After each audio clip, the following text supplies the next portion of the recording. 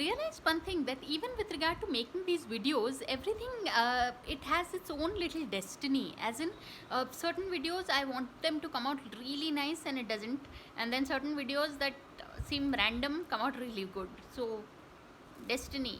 So really, people, there is this vlogger called BC Aunty, Big Aunty, you would read it as, and basically it's this cute lady, Snehal Dikshit Mehra is her name, and you can find her both on Instagram and on YouTube.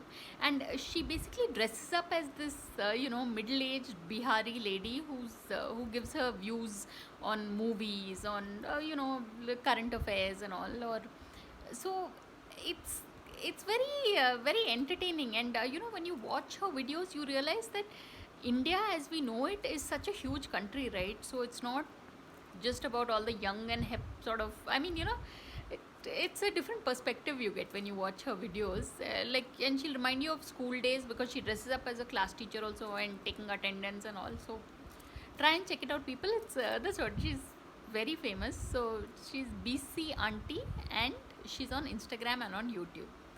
So on that note, thanks for watching, and please subscribe.